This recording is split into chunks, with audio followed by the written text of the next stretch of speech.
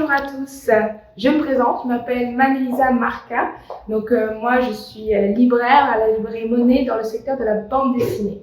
Et aujourd'hui, je vais vous montrer les incontournables de novembre du côté bande dessinée ado. Donc on va avoir de la bande dessinée franco-belge, mais aussi de la bande dessinée plutôt manga. Voilà, j'en aurai quelques-uns à vous montrer. Je vais commencer par plutôt les franco-belges, avec, pour commencer, un que j'ai particulièrement aimé, qui s'appelle Masque. Alors, Masque, qu'est-ce qui fait que c'est super? Donc, le titre, évidemment, c'est Masque par les éditions Lombard. Ça a été dessiné par celui qui a fait Claw, qui est Joël Jurion. Voilà, excusez-moi.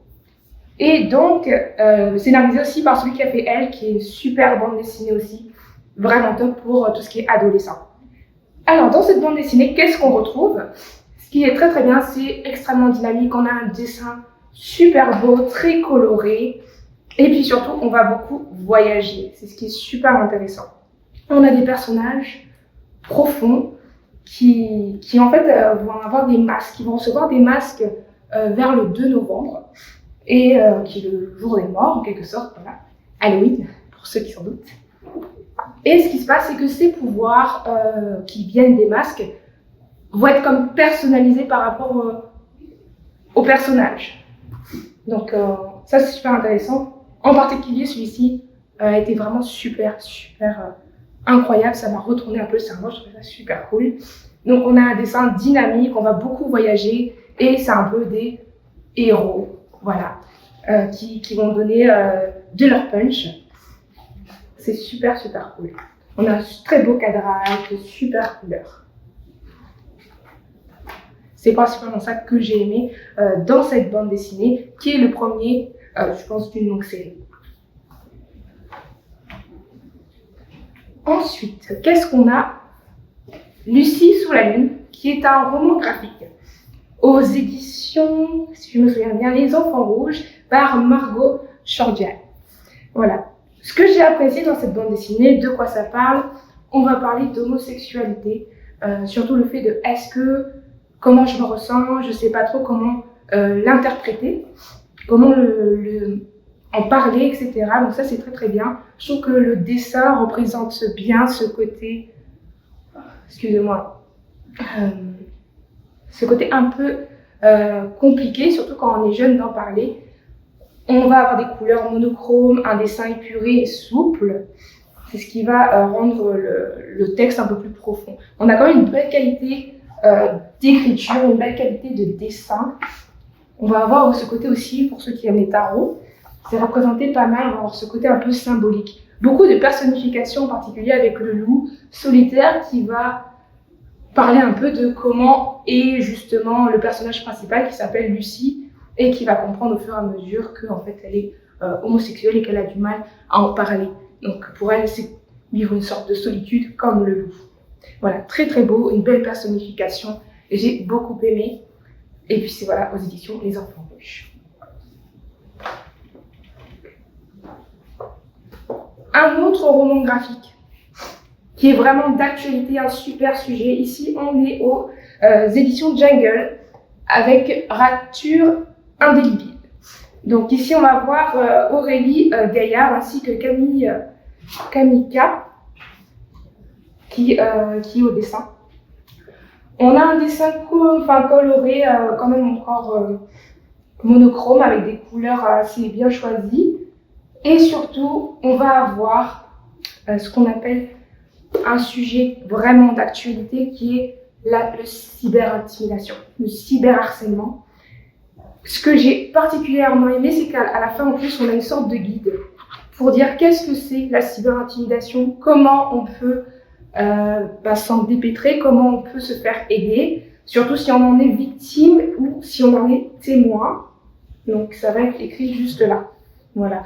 Donc ça, c'est vraiment très pratique. Alors, c'est l'histoire en fait de Julie. Au début, Julie, c'est une fille comme les autres qui est en 4e. Et qui va apprendre au fur et à mesure, parce qu'elle est un peu imbue d'elle-même au début. Elle a tendance à juger les gens sur leur apparence. Et il va lui arriver quelque chose aussi par rapport à son apparence dans les vestiaires. Quelqu'un va prendre une photo d'elle à son insu et le cyberharcèlement va commencer à ce moment-là. Voilà. Donc il y aura des moments un peu difficiles pour elle, puis on va le ressentir. Donc c'est là pour donner un exemple, pour que les enfants puissent comprendre que ce n'est pas normal, la cyberintimidation, et que c'est un sujet pas si commun que ça. Donc c'est très bien traité ici, très bien expliqué. Merveilleux roman graphique. Donc maintenant on va passer au manga. Je vais avoir 4 petits mangas à vous montrer que j'ai particulièrement appréciés, qui sont pour moi des incontournables. On va commencer avec un seinen. Donc lui, c'est le premier tome.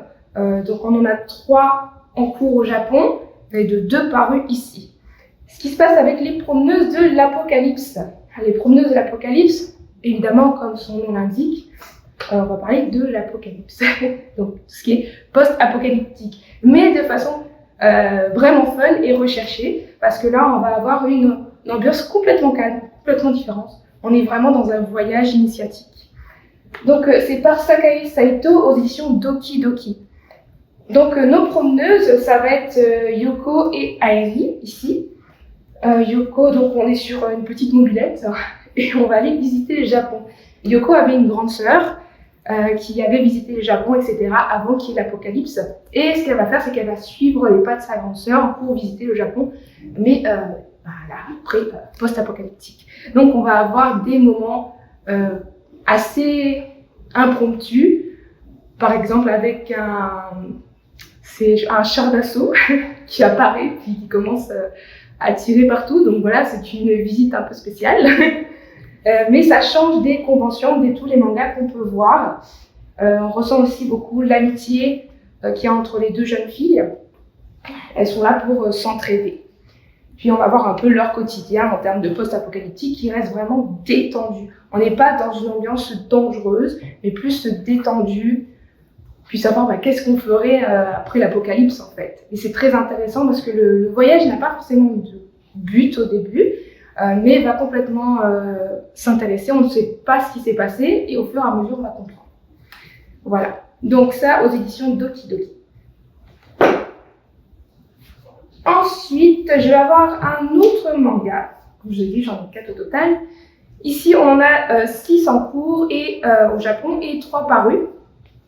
Ici, là, j'ai le premier qui est vraiment un petit bijou. Pourquoi? Alors, on est plus dans les sentiments et on va surtout avoir tout ce qui est...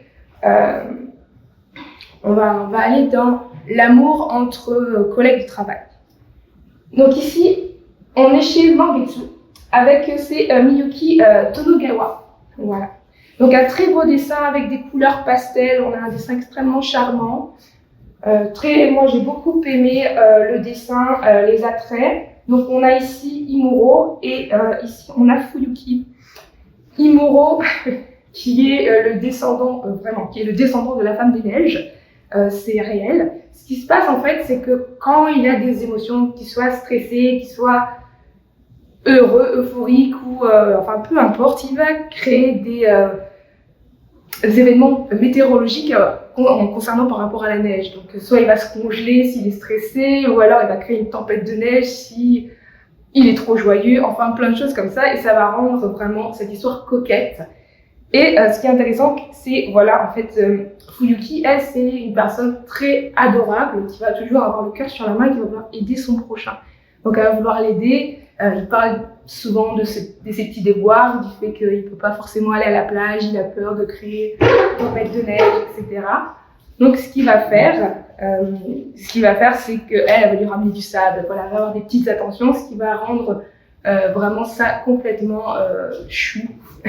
Vraiment, vraiment. On va jouer aussi avec les mots. Des jeux de mots, il y en a quand même. Par exemple, à un moment donné, elle va lui acheter de la paille. Et il dit, tiens, de la paille, puis des pailles sérieuses. Moi, ça me fait rire. Bon, voilà, des petits jeux de mots comme ça, puis il dit, oh, il fait fondre mon cœur, puis on pense souvent de la glace, etc. Des petits jeux de mots comme ça. Donc, très charmant pour ceux qui aiment les choses sentimentales, c'est très rafraîchissant. Ça change un peu des romans, enfin des bandes dessinées à l'eau de rose, ce qu'on peut voir habituellement. Voilà, ça c'est pour The Ice Cap. autre manga, on a Komi cherche ses mots qui est sorti il n'y a pas longtemps sur Netflix. Vraiment très très bien. Donc ici on est chez Tomohito Oda, qui est évidemment l'auteur, et chez Pika Édition. Qu'est-ce qui fait que ce manga est incontournable? Moi je trouve que c'est très bien d'actualité, surtout pour ce qui est en termes pédagogiques pour les jeunes. Le fait d'avoir une anxiété sociale très poussée, ou une timidité tellement accentuée qu'on n'arrive pas à communiquer, c'est quand même quelque chose de très présent, surtout quand on est jeune, on n'arrive pas forcément toujours à trouver les mots. Et ici, Komi cherche ses mots, elle en parle très très bien, avec beaucoup d'humour, de la joie, et le fait expliquer en profondeur qu'est-ce que c'est l'anxiété sociale.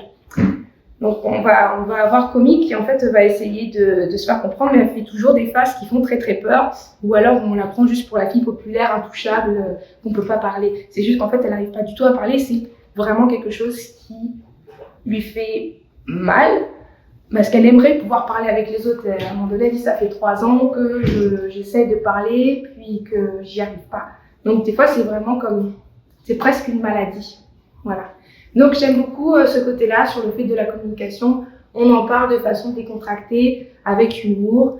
Puis on va voir le personnage évoluer. Son but à elle, c'est de faire 100 amis. Et notre cher personnage ici, c'est Onado, quelque chose comme ça, pardon, qui va l'aider dans son projet. Voilà.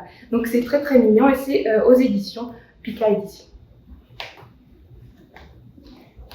Enfin, dernier manga que j'ai aussi beaucoup aimé, ça on s'en doute, un incontournable encore, donc Love Mix-Up.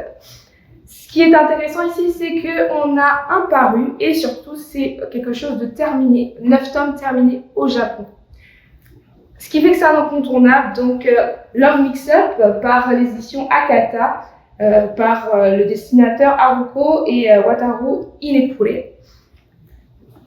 Tout commence par une gomme. Alors ici, vous avez le personnage principal. Je suis désolée, je ne me rappelle plus toujours de tous les noms.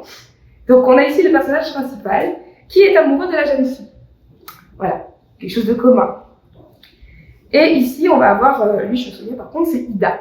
Pourquoi? Parce que Ida, c'est le nom qui est écrit sur la gomme. La gomme qui appartient à la jeune fille ici. Donc lui, il est amoureux de la jeune fille.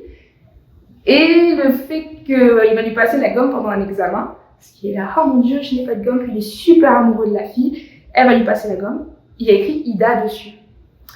Et là, il comprend qu'elle est amoureuse de quelqu'un d'autre et lui, ça lui fait très très mal. Donc évidemment, là, ce qui est intéressant, c'est qu'on parle de l'amour, comment on se ressent quand on est amoureux, qu'est-ce qu'on ressent en fait. Donc ça, c'est plutôt intéressant. Est-ce que j'aime les garçons? Est-ce que j'aime les filles? Là, tu commences, comme je vous disais, avec la gomme. Il va faire tomber la gomme. Et c'est Ida devant qui va le ramasser. Du coup, lui, il va croire que c'est lui qui l'aime. Il ne va pas comprendre. Donc, on va avoir des choses très marrantes. Et vu qu'il c'est... En fait, c'est que des personnages très gentils entre eux. Il ne va pas vouloir, comment dire, donner le romantisme de l'autre jeune fille. Il ne veut pas gâcher sa confiance. Donc, il va faire croire que c'était vraiment à lui. Plein de quiproquos vont arriver, puis les faces sont excellentes. Il est extrêmement drôle, il fait toujours beaucoup d'humour. Les personnages sont gentils entre eux. Même à un moment donné, il va exprimer ses sentiments à cette personne et il va pas dire non, il dit j'ai pas de réponse à te donner. Donc, c'est vraiment quelque chose de les sentiments amoureux, qu'est-ce que c'est? Puis au fur et à mesure, il va avoir des sentiments pour le jeune Ida. Voilà, donc c'est plutôt pas mal, moi j'ai adoré et c'est aux éditions donc Akata. Voilà, donc c'est tout pour les incontournables du mois de novembre en termes de bande dessinée adolescent. J'espère que vous avez aimé et on se revoit la prochaine fois pour le prochain mois. Bye!